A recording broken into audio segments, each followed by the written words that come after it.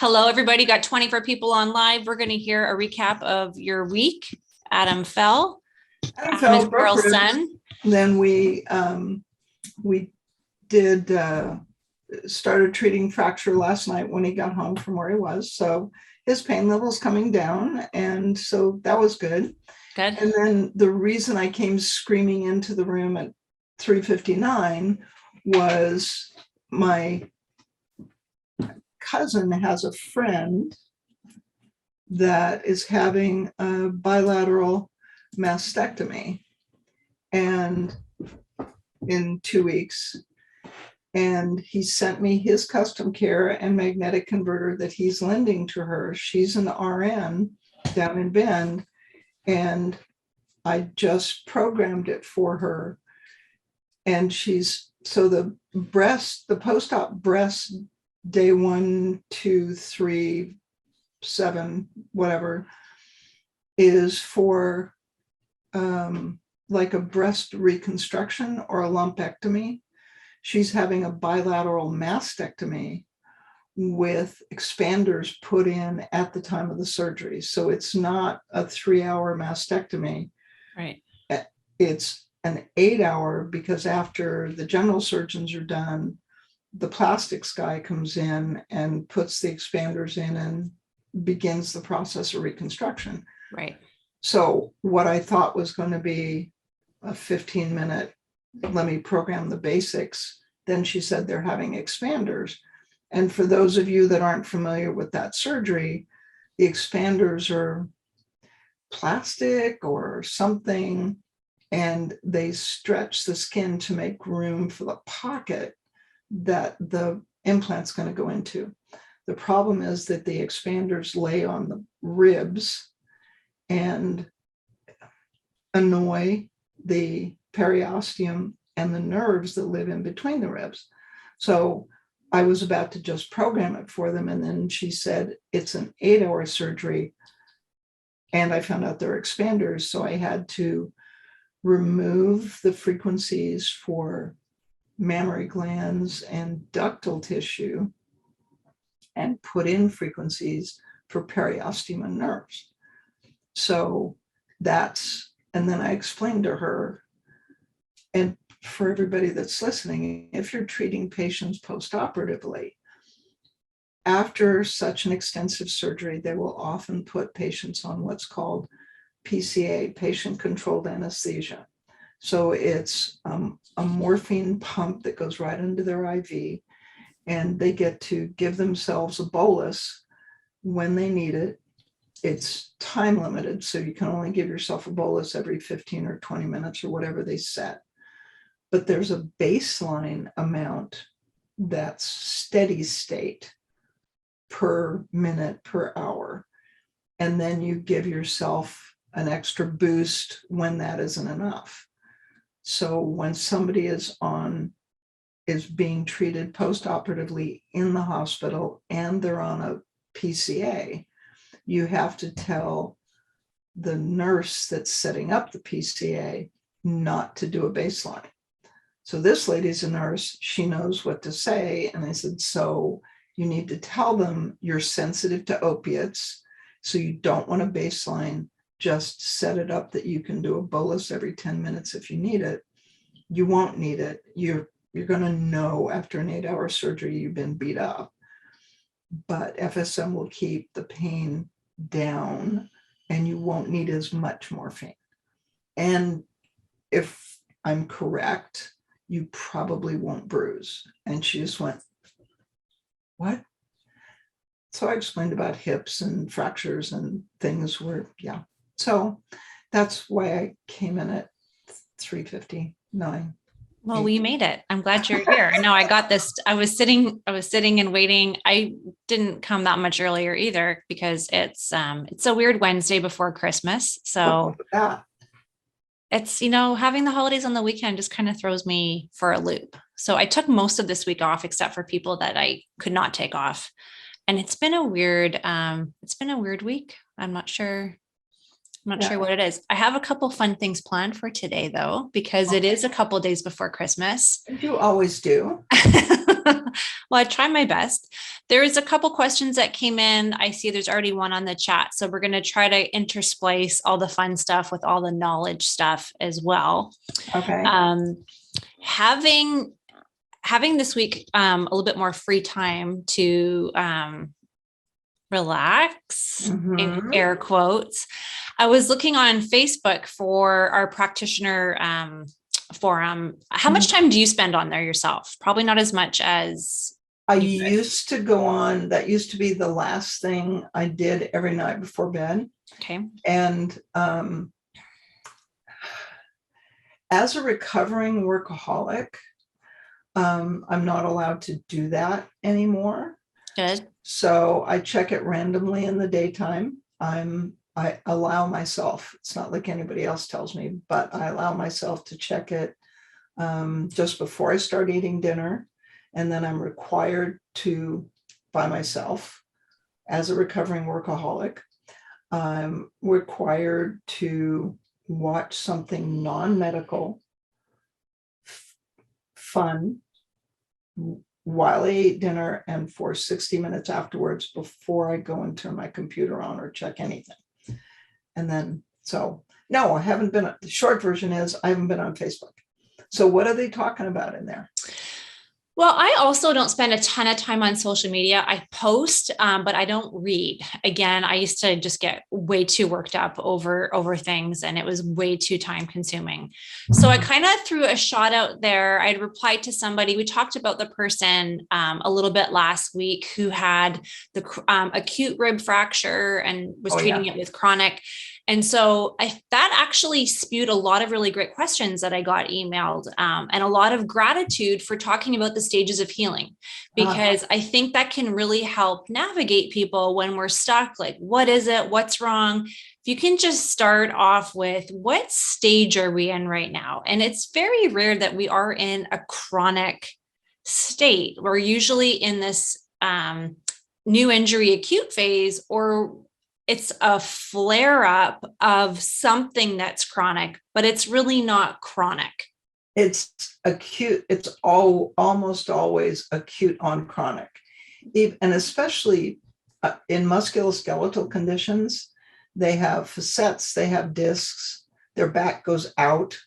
So it's always acute on chronic. So in the core, the chronic low back pain, I just blow right past it because you're never going to see it. I ran it on David, Dr. Simons, and that worked for him because his back always hurt. And that was easy for him. And he never made it worse because it was sort of permanently worse, but he was 82. So, right. Everybody else that we see, it's acute on chronic. The one exception to that is visceral conditions. So somebody's had irritable bowel for 18 years, it's still irritable bowel, unless they've had surgeries and you have to dissolve scar tissue. It's the same irritable bowel if they've had it for 17 years or if they've had it for 6 months. It's the same thing with asthma or kidney or liver.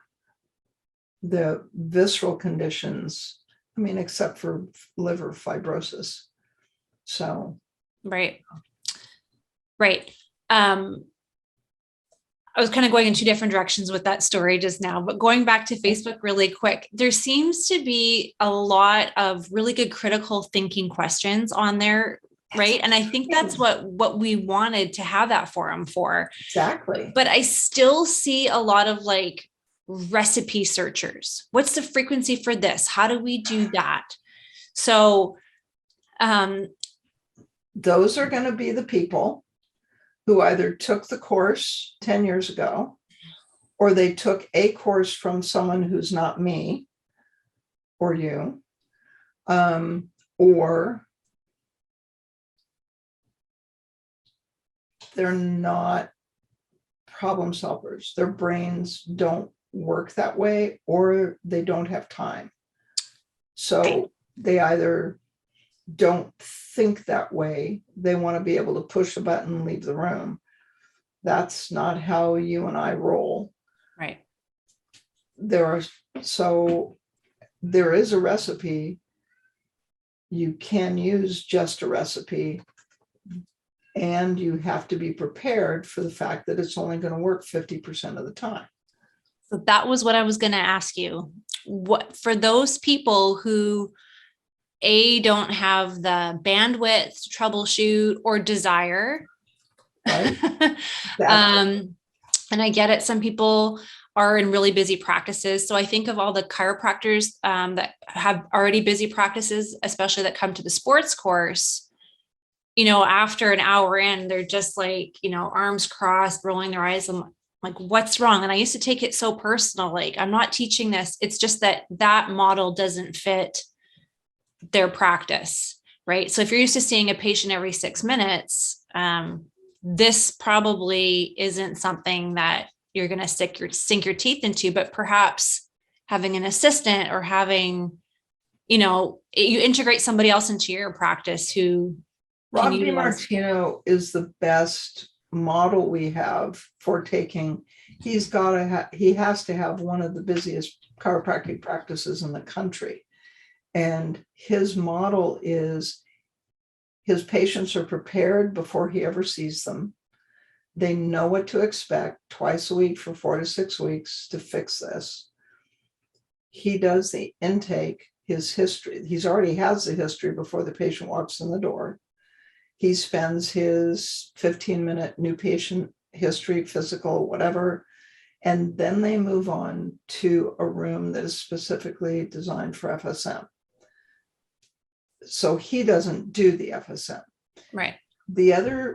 So that's for the 6-minute chiropractor or the 30-minute PT. The solution for the people that have 20 to 30 minutes is kind of a minimum. The solution for them is multiple machines. Mm-hmm. I was talking to somebody about that last night, that if you only have 30 minutes, it's tricky because there are some protocols like relaxing the legs and 81 and 10 and 40 and 10. That takes 60 minutes. Sciatica takes 60 minutes. They don't need your presence. They just take up space. Mm-hmm. So Christy Hughes used to have a room with 4 recliners in it and end tables next to each recliner with an auto care. And in this world, we would do it with a custom care that was programmed for that patient. And you just park them in the chair and you run irritable bowel or 81 and 10 or 40 and 10, or you can have 2 custom cares and run both, reduce the pain and reduce the spasticity and increase secretions in vagal tone. Ehlers-Danlos, 60 minutes. So you do 40 and 10, you do torn and broken in the connective tissue, and then you run neck to pelvis, do concussion and vagus, and all of that takes 60 minutes. You park them in a chair and they come in once a week and they pay you $150. What's bad about that? The machines pay for themselves in about 2 months. And so I'm now looking at my clinic has doors. It's like, I'll take pictures. They got hung up because of the door guy, but it'll be finished and the signs will be up, and I'll take pictures and do show and tell on Facebook probably. But so that's how the clinic is set up. Each room has 2 precision cares, an auto care, and 2 custom cares. Right. And we've got 5 rooms. Right. So I think something that maybe we need to do a better job talking about, maybe in the core and sports or the dance or somewhere, is just this planning. And maybe the word planning is circulating in my head because it's Christmas and I'm planning for food and presents and blah. So the patients or the people that I see on Facebook, so this is obviously practitioner based, who are looking for, almost looking for an answer before the patient even comes in the door. And so I think for me, and I get it, it can be scary and it can be time consuming. I think the learning comes from not just asking the universe for the answers, but for sitting with the patient and being present and trying your own hypothesis. Because for me, that's where the learning really takes place. And that's where I saw my successes go up, is when I sat with the patient. And I think, like, this is the you're welcome, then I'm sorry part, is we have so many practitioners that do FSM from different scopes of practice. So I think for practitioners that are listening, you have to be super careful what you're asking on that Facebook forum, because that could be totally outside of your scope and you're not expected to know these things. So like the naturopaths will talk about mold and Lyme and gut problems, and the PTs are talking about fractures and concussion and vestibular, and you have to sit with it yourself with your own mileage, I think. And that's where the fun stuff is. Well, and for me, the fun stuff is following the chain back. So I can't remember the situation. It was the person that I'm leasing the clinic from. They came by to just look at the build out and see how things were going. And he said, how do you do with diabetic neuropathy? And it's like, well, that's easy. And he said, are you serious? And yeah, that's just not that hard. The real question is, so I can treat your diabetic neuropathy. That's park you in a chair, set up the sticky pads, punch a button, cover you with a blanket, let you fall asleep, so the diabetic neuropathy is easy. The real question is, what started it? Right. You wouldn't have, and he's insulin dependent, type 2. The vagus nerve controls sugar release from the liver, and the vagus nerve is turned off by infection, stress, and trauma. So fixing your neuropathy is easy, but it's like rearranging the deck chairs on the Titanic. Makes you feel good, but it doesn't change the outcome. So I can treat your neuropathy, that's easy, but to influence your diabetes, you go back. When did it start? Infection, stress, or trauma? He said, I know exactly when it started.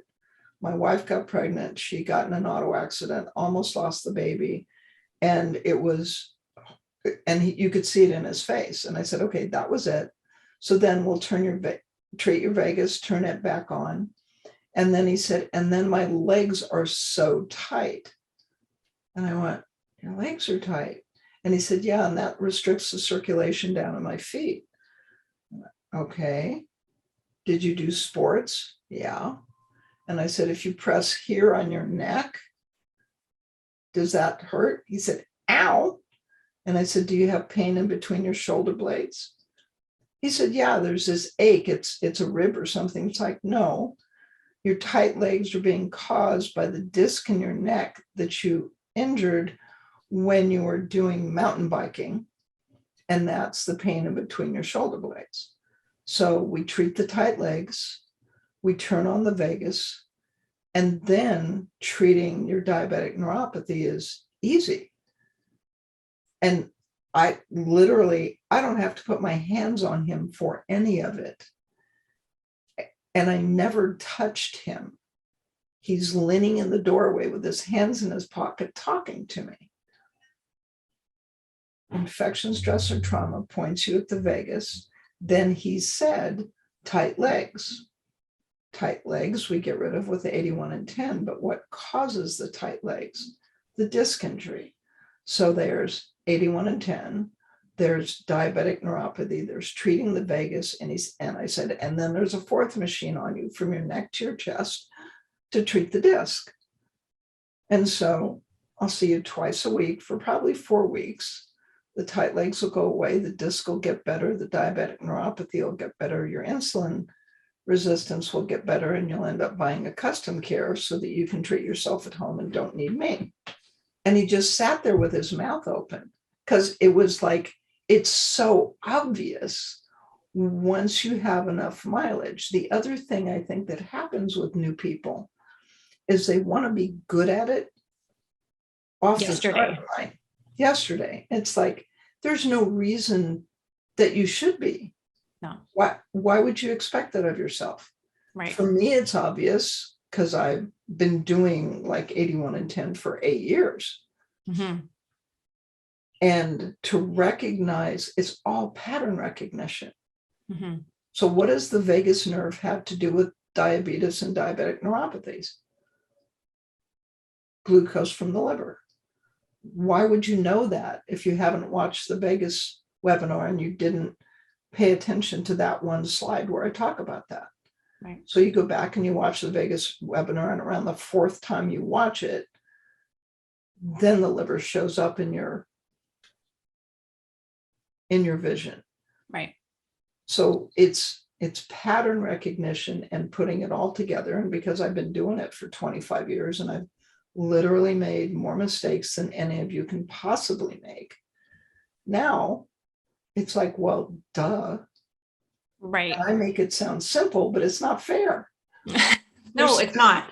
No, it's not fair. It's There's not no fair. reason it should be simple for somebody that just started 3 months ago. Right.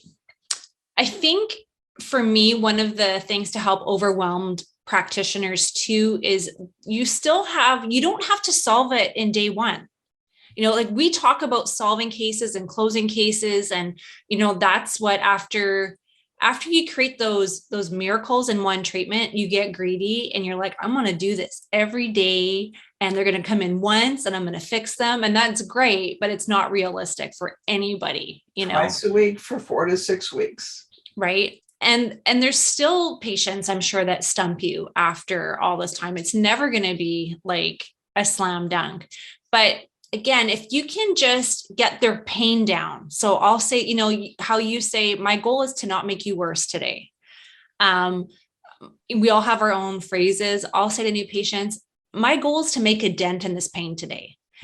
So, and then when they do get a dent in it, it does drop, even if it's from, a 5 to a 3, that's great. And you didn't make them worse, and there's hope and there's stuff. So, for the practitioners out there, stop panicking. And maybe it's that time of year where we're all just like kind of fed up and it's like, there's a lot going on and there's some anxiety, or I don't know what there is, but that was kind of what I gathered off of Facebook over the last 48 hours. And I wanted to kind of address that and talk about planning.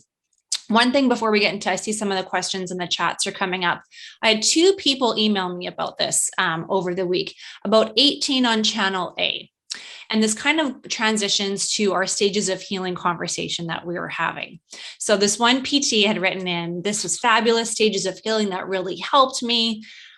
So does that mean after an acute injury, we never have to use 18?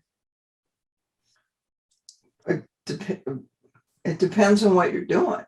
Okay. So for the lay people listening, 18 on our A channel is stopping hemorrhaging or stop the bleeding. And the lady for postoperative, the first day you run stop bleeding for almost 60 minutes. You run it 20 minutes at a time, 3 times during a 2-hour protocol.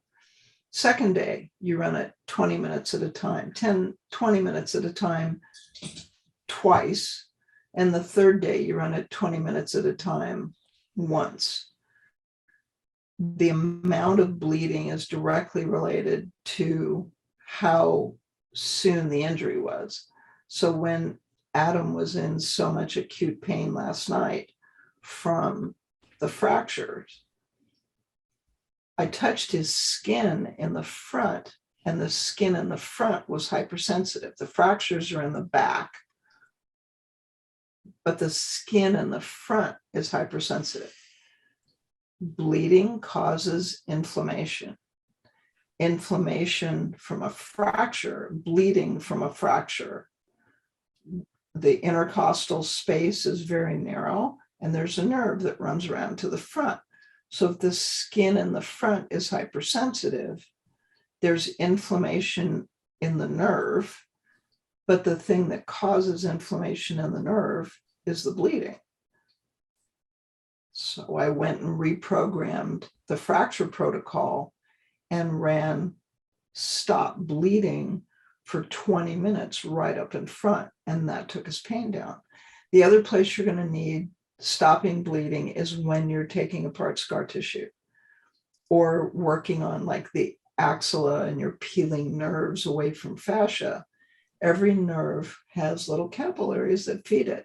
And if your pokey thumb gets too pokey, and if you don't wait and you actually tear just a little hole in a little capillary, the pain is going to go from a 3 or a 4 up to a 5 or a 6. And it's like, ow, that's really sore. Oops. That's why you want a precision care, so you can run and you can run back to do 18 and 62. It takes 2 or 3 minutes to stop the bleeding. If you have a custom care, you always have some place in your list of things that are programmed as single frequency combinations. You always have the frequency to stop the bleeding. Because when you're taking apart scar tissue, it's gonna happen. Exactly. Not very often, but it's gonna. For sure. Like you said, you get greedy, you want to, you know better, you can't help yourself sometimes. Rushing. You're rushing. Sometimes you can even get caught up with patients. They're like, oh yeah, press harder. And it's like, no. Oh. I know you're used to this because this is all you've ever like had was someone's elbow in your piriformis, but we don't do that anymore. So that's kind of what I had written back, not so quickly. I kind of rambled, but I was saying for people who are doing manual therapy, I'll have those one-liners on my custom care for like a post-op treatment. So post-appointment with me, let's say we're doing a ton of manual therapy. You can have them outside of your clinic, just running a little bit of 18 and 62 as like that little vacuum that just helps kind of like suck up the stuff that you blew apart. So, well, and increasing, reducing inflammation in the lymphatics. Sure. Right. So that you can drain the fluid away that you just created by beating up this soft tissue. Right. Right. Let's get a couple questions before we go into any of the fun stuff. If you have a wet towel on each foot, do you need to link the 2 wet towels with a 3rd wet towel? No. Oh, like anastomose them. Well, you can, but that means that the patient's legs have to be tight, close together. I tend to put one wrap around each foot. So you have the red and green one at the neck or the low back, and then you put a black one on one foot and a yellow one on the other foot.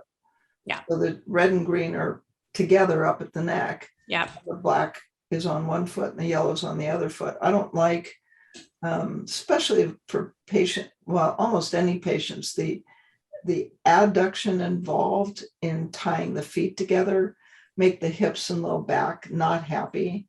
Yes. So you can't put a patient in a position that is uncomfortable. Right. And then restrictive. Yeah. Yeah. And then expect them to get better. So you have to, no, I don't do that. And those of you who do passive, active, and resisted range of motion with your treatments, they're never staying still anyway. So you'll have 1 foot on the table, 1 foot off the table, 1 foot in a stretch, 1 foot over here. So bind it with a wrap and the other foot's off. So yeah, you don't have to have those 2 connected. Going down here a little bit. So this is outside my scope. So I'm needing help in answering a question. Okay, I have a problem with that first sentence, but okay. I work with a holistic PT who is wanting more info on the machines, specifically to see if it can help with the patient of hers that she believes has a flipped small intestine. Denise, I don't know what your scope is, but it's only outside your scope to treat outside your scope. For a PT, a flipped small intestine can happen if the patient has had surgery and where they got in and rearranged the furniture and then didn't put it back the way it belongs. So the small intestine, I've never heard that phrase, but you want to treat scarring in the small bowel. And mostly what you're talking about is abdominal adhesions. So what you tell the holistic PT is, I'm really glad you're thinking that way. You can only buy a machine if you take the course. If you go to Precision Distributing, they do sell bundles that they can take just the pain and injury module. It's 3 days, and they can get a device that'll treat. It's like flip small intestine, whatever that is, but it'll give them an idea. So that's what you tell them, Denise, is that you can, of course, you can buy a machine. Yes, it will help with abdominal adhesions and scar tissue. And you can only buy a machine if you take the course. And this is the website. So then you're off the hook. It's not outside your scope. You're spreading the word. I love it. I want to talk about that in a second when we go back to some of our questions, but let's finish this up really quick, what we have up here. I'm a neuromuscular therapist. Every client I use concussion and vagus on every visit. Do I need to do the vagus on every visit? Probably not. You depends how often they're seeing you too. Depends on how often they're seeing you, and it depends on their general health and their life stress. How stressed are they? How's their digestion? How's their immune system? So if the patients you're treating have inflammation everywhere and their x-rays are okay, but their low back pain is out of sight, that means the facets in the low back are way more inflamed than they should be. So you can run the facet protocol, but the vagus nerve is in charge of the immune system and how much inflammation the patient has. Right. So in that case, if what you're treating is low back, psoas, QLs, whatever, on myself, I treat the vagus and let the vagus nerve decide how much inflammation your body needs. I don't use 40 and 116 to just knock the inflammation down. Mm-hmm. I treat, it's included in most of the automated programs. Right. But I turn on the vagus and let the vagus decide how much inflammation the immune system should be creating. That's an interesting concept. Yeah. Did you see I kind of went away there for a minute. I saw the look on your face and it was like, she does what? Yeah. Does it really work that way? I think it does. Yeah. We were talking about this before. I had some autoimmune stuff, and the only thing I did different this year was treat myself with vagus, and my autoimmune markers are undetectable. Everything looks normal right now. Yep. So it never doesn't work. It never doesn't work. And I think that is the most awful thing you've ever said to us. I'm really sorry. And you're welcome. Yes. I started, remember last year at the advanced, when I brainstormed through, I took Rob DiMartina's presentation about leptin resistance. Mm-hmm. He did insulin and leptin. We have a protocol for insulin resistance. I'd never even heard of leptin resistance. Right. And it's like, okay. So I took his presentation and every slide where he talked about where leptin is created, why you get leptin resistant. And in real time, we went through how you build a protocol for leptin resistance. Right. So I started running that on myself every night, even before concussion in Vegas. I get in bed, I put the converter on my abdomen and put a heating pad over it because warm up my tummy, and then turn off the light and run that every night. My blood sugar, my hemoglobin A1C went from 7.2 to 6.2. And I wake up in the morning with my blood sugar at 93 or 87, and that hasn't happened in 12 years. Wow. And it's like, really? Now I've lost weight, that helps. But the only other thing I've changed is running insulin and leptin every night. And And do you think it will last? Do you think this is something that you're going to need to run? Oh, yeah, I don't mind For- running it. It's easy. Yeah. You put on the pucks and punch button and go to sleep. How hard is that? And I honestly have too much to do to be a 75-year-old type 2 diabetic. Right. No. So Right. before we get too far afield, Yeah. before we end today, I want to talk about Christmas stuff. Yes. Okay. Okay. Is that on your list? I Okay. Just saying. We're doing good. We're on track, actually. We're on McMakin time, but we're on track. So to keep going through just these questions quick before we get into our fun Christmas stuff. She said, I also use 40 and 10, 81 and 10, and 124/77. So got it. Oh, good. so if you're treating an Ehlers-Danlos patient, then yes, you run Vegas every single time, because every time an Ehlers-Danlos patient stands up, Yeah. they create a nerve traction injury in the vagus nerve. So Right. yes, if you're using 40 and 10, 81 and 10, and 124 and 77, that's an Ehlers-Danlos patient, and you do treat the vagus every single time. Right. So that was easy. Yeah. The follow-up question was, so when I release scar tissue, should I run stop bleeding? Yep. We finish, especially abdominal adhesions. And even when we do that supine shoulder practicum in the core, that always ends with 18 and 62, just in case. Right. I'll admit, I don't always run it. My hands are like a Jedi, so I'm very careful these days. But when you are rushed or when something releases, you're just like, whoops. That's a good one to run. Yes.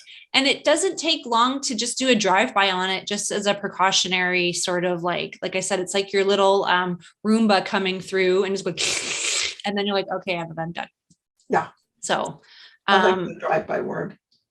Well, and when you're doing stuff with the TMJ, because that retrodiscal tissue bleeds so easily. So some tissue bleeds very fast.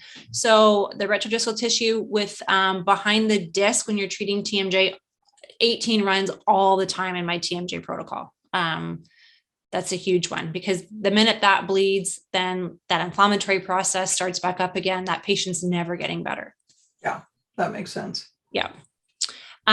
Okay, I think that was all. Oh, no. Yes. Good. Yes. Okay, I get to go to some of the fun stuff.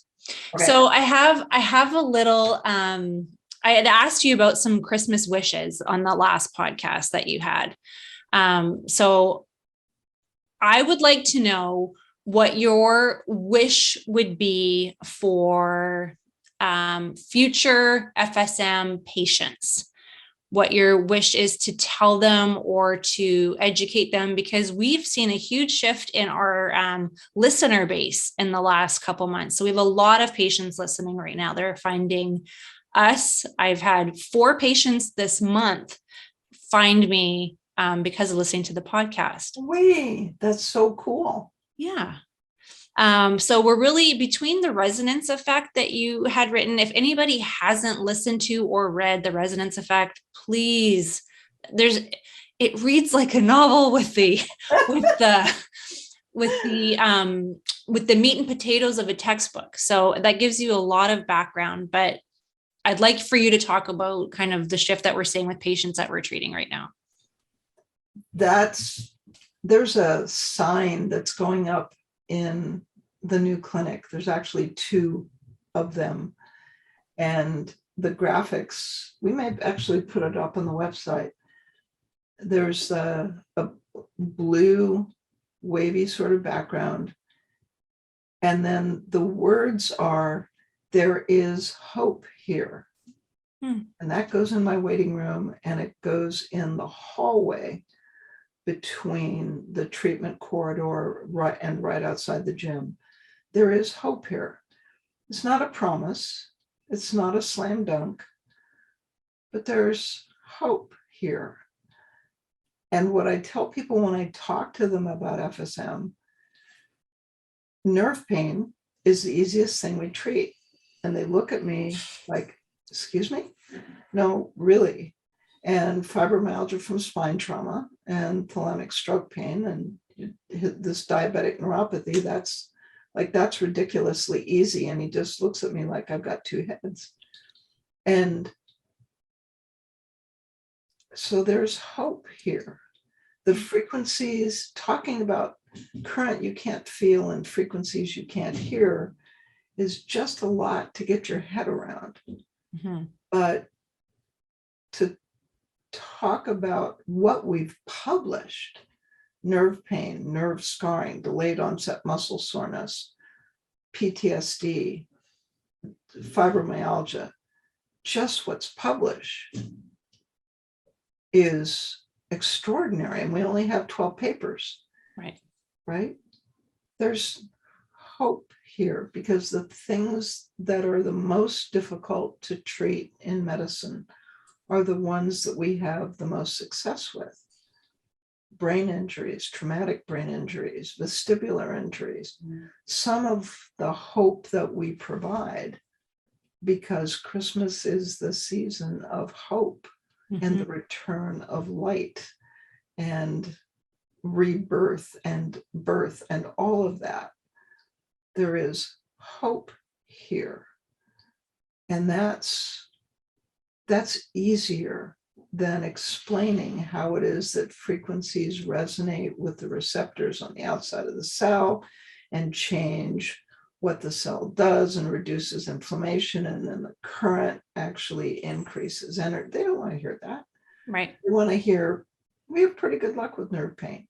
I've been in pain for so many years and gabapentin doesn't work. It's like, yeah, I know. I've been there. Nothing you have scares me. Right. And they look at you like, excuse me? Yeah, no, it's okay. Ulcerative colitis, yep. Abdominal adhesions, yep. IBS, not that hard. Gastroparesis, It's like Ehlers-Danlos is the one. It's like, I swear to God, we will get a study published on Ehlers-Danlos at some point, because I'll put out I haven't figured out how I'm going to do it, but there's hope here. I love that. That's my Christmas wish. And the important thing is that every practitioner listening needs to recognize that each one of them, at whatever stage of development they are, the newbies to the experienced ones, that they are my wish for the future of FSM. At some point, I'm going to go away, and then it's up to you guys. And there's a song I ran across in my list of songs, and it's called You Lift Me Up. Have you ever heard that by Josh? Yeah. And I listened to that, and I just, there's just tears, because I started FSM, but y'all need to realize that if I was the only one that could do it, it would be meaningless. And that the FSM community, like when I get tired and when I get discouraged or overwhelmed or whatever, all of the practitioners, we now have 4,000 practitioners in 23 countries. Not all of them but all in, but that's a lot. It's a lot. And that uplift is what gets me to walk on water. It's you guys. So you lift me up, and there is hope here. Oh, I love that. I was going to ask you, my follow-up question to that was, do you have, again, it's the season of miracles. Do you have a favorite? There's been so many miracles that you've been a part of. Do you have one that stands out in your head as one of your favorite cases that was, I know there's so many for you. Well, besides Terrell Owens, that's an obvious miracle, but the one that stands out is actually in the book. And it was, her name falls out of my brain, but she was sent from Idaho by a pain physician in Boise that had heard of me. And She had an auto accident 3 years before. She had a bone bruise on the tibial plateau. The cast was too tight. So she developed CRPS or RSD in her, I think it was her right knee. And she had fibromyalgia from spine trauma. So not only did she have the horrible RSD pain in her leg, she had full body pain. So she arrived on Monday with 2 incurable conditions. And this was 2000 maybe. And it's right after I started teaching FSM. And I was so paranoid about screwing it up. It doesn't take much to get something this novel discredited. UPS is here. The dogs have an I was opinion. gonna say it's your dog barking this time, not mine. 2 dogs. So I was like, don't screw up, don't screw up, don't screw up. And then she walks in on Monday. The CRPS is gone. She treated 3 hours Monday, Tuesday. So the CRPS was gone on Wednesday. The full body pain, the fibromyalgia was gone on Friday. That was done. And I told her, go, she's staying in her parents' motorhome, I think. And I said, go back, swim in the pool, take it easy, rest, and we'll go back to work on Monday. Well, she was taking opiates for the pain. She spent the weekend withdrawing from opiates, cold, throwing up, sweaty, all of that withdrawal stuff. She said, I didn't take them because I didn't have any pain and I was done. I didn't want to be on them. It's like, okay, fine. And she had a spinal cord stimulant, so she turned that off. So she arrived Monday with no body pain, no CRPS, and she had 2 facets in her lumbar spine that were hot. I called my injection specialist on Monday. He could work her in on Friday. Her husband flew over on Thursday. She spent the week in physical therapy, treating the facets, treating the muscles, running concussion. That was before I knew about the vagus. She got injected on Friday, hit the 2 hot facets.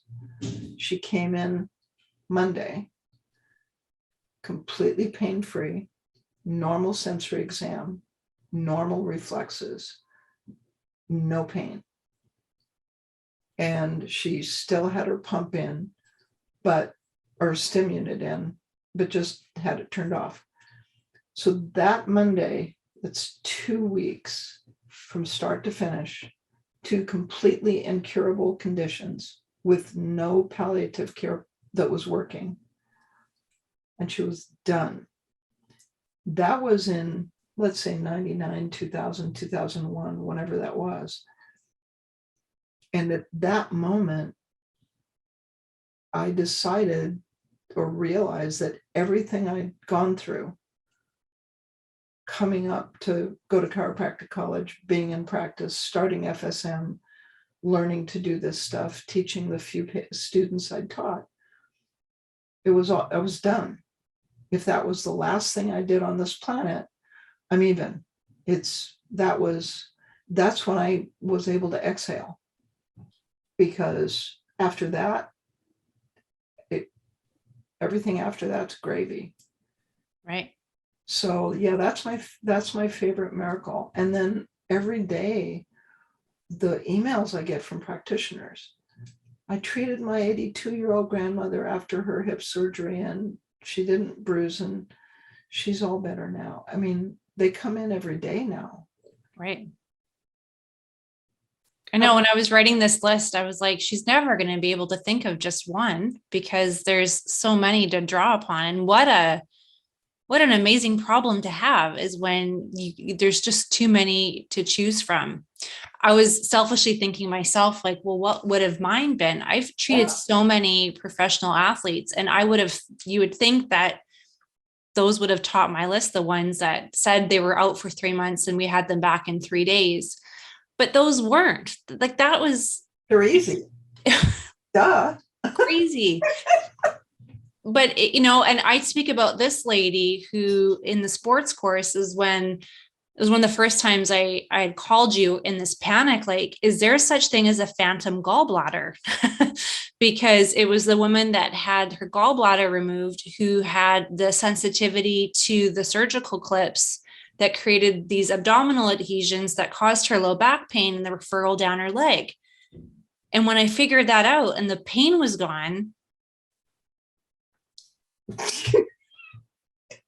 it was like your face. But that was my moment in the clinic. Like, I just did that. Like, I can't do stuff like that, but I just did that. And the same thing, the patient, she had a walker. She had paid cash for physical therapy 2 times a week for a year, cash out of pocket. And I had her better because I saw her twice a week for 4 to 6 weeks. And on treatment number 3, I finally realized it wasn't the muscle, because it's never the muscle. But tell that to a manual therapist.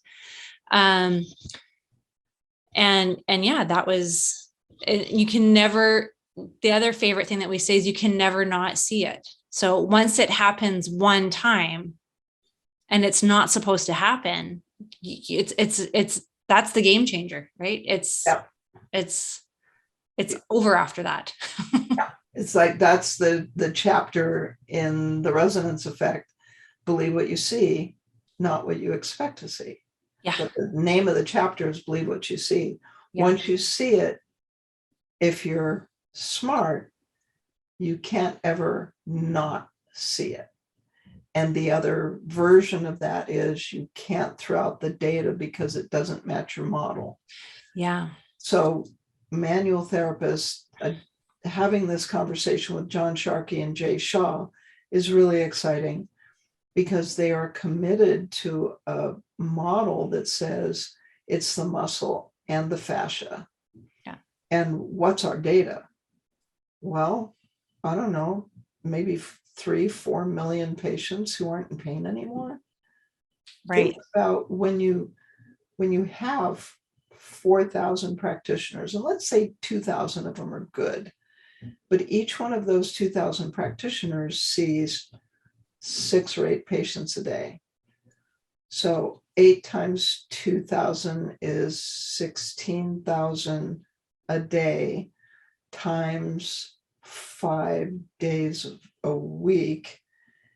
And you do the math about what our practitioners do in a year. That changes the world. Right. Not just patients' lives, but each patient that has hope, each patient that finds relief, each patient that's nicer because they aren't in pain. I don't know about anybody else. When my pain level gets to a 7, I'm pretty cranky, short fuse, right? My pain level's a 3. It's like, yeah, whatever. So, yeah. I love that. We're going to switch gears really quickly before we end. I want to do a fun speed round.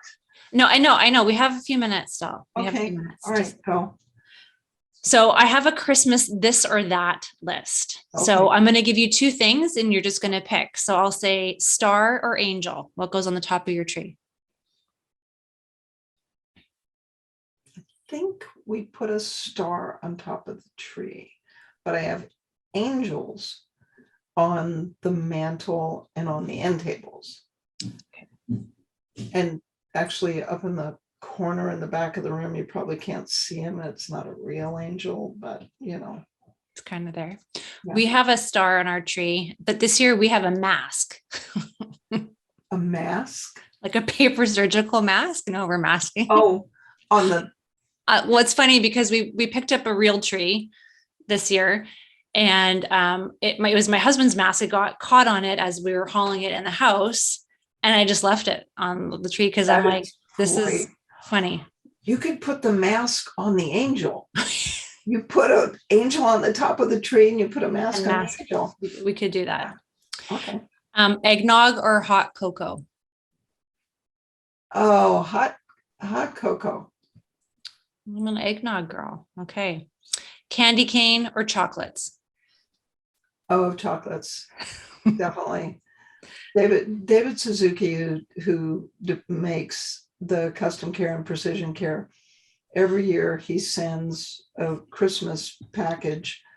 And what with me and my blood sugar, I take one and he sends boxes of France chocolates.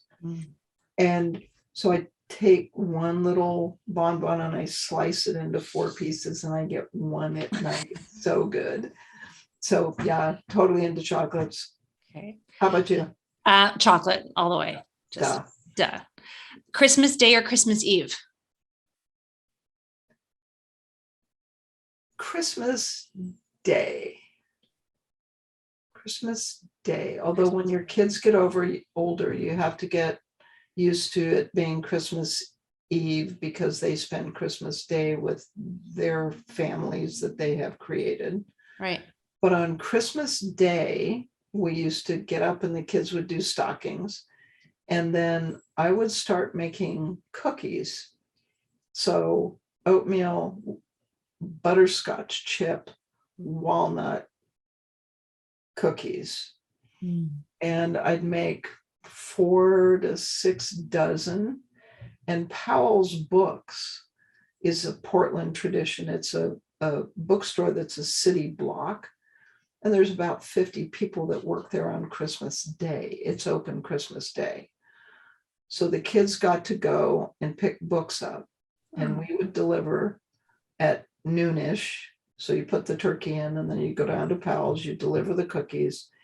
And that's the gift for the people that work at Powell's Books. Aw. And then we got oatmeal, butterscotch chip, and walnut cookies. You take a chocolate chip recipe and you put in walnuts and you substitute butterscotch chips for chocolate. Ooh. A religious experience. Yum. And it taught the kids that Christmas is not just about what you got under the tree. It's about you get what you give. So giving to random strangers really surprised them. And that was my favorite part about Christmas Day, I think. That's so nice. I love that. That's a great tradition. And like you said, just really good messages for kids about how good it feels to give. Right. And how about you? We're a Christmas Eve family. We've always even when I was little, our family European. So Christmas Eve is like the big day, do your big meal. Oh, really? The gifts come out after dinner on Christmas Eve. Christmas morning, it's just like whatever Santa brings. And that usually wasn't much. It was like your big presents came from parents. Oh. My husband's family, it's the opposite. Like they're big Christmas Day people. And then this year I was unwilling to compromise the meal. So I'm making a big Canadian German meal on Christmas Eve, and I'm going to do the Italian meal on Christmas Day. So everybody's eating and everybody's happy.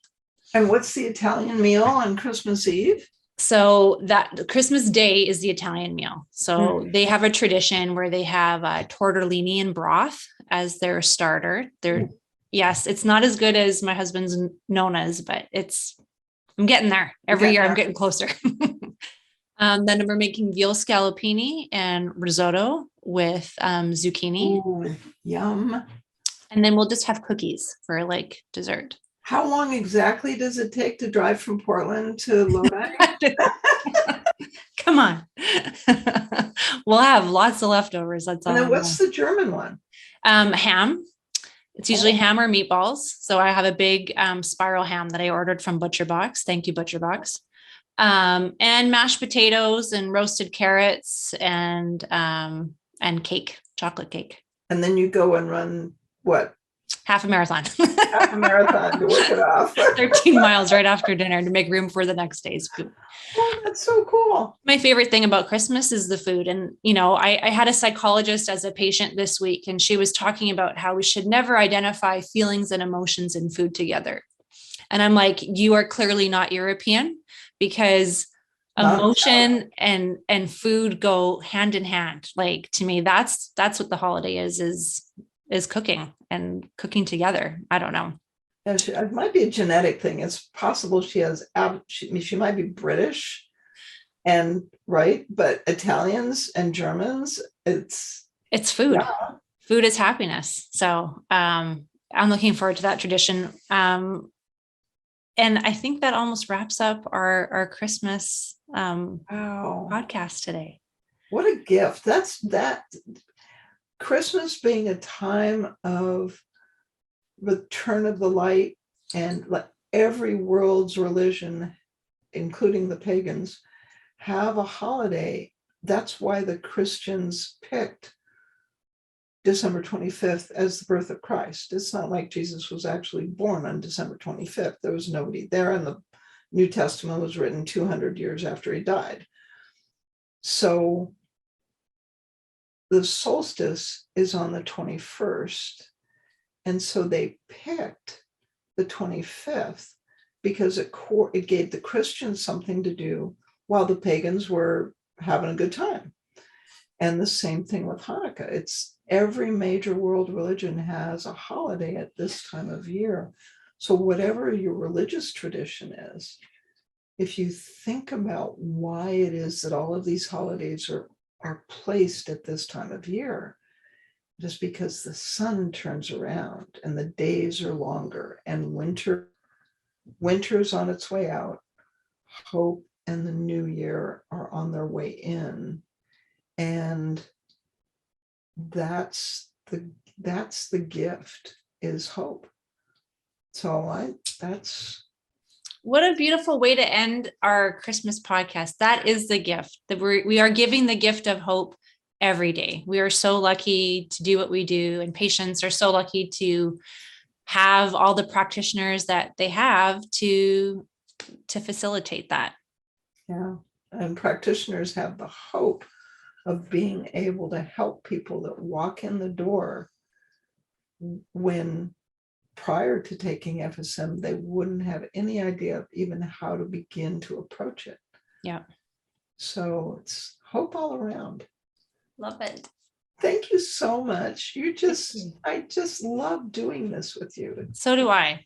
Honestly, I hope it shows too. I think people are having fun listening and watching, and I know we are. So well, and I don't want to hurt anybody's feelings, but this is sort of like when I do the course in Italy, I really don't care if anybody comes. I get to go to Italy, right? And if people show up, I'll take the course. And if nobody shows up, it's like, oops, I'll just read through my slides and then go sit by the pool and have a glass of wine. Thank you very much. So I would enjoy the podcast, even if there weren't hundreds of people listening. I firmly agree. Even more, right? Yes, that we're helping people along the way. Okay, now we have to go. We do have to go. Okay, fine. Have a very Merry Christmas, everybody listening and watching, and we will see you next Wednesday. When it's New Year's. Not yet.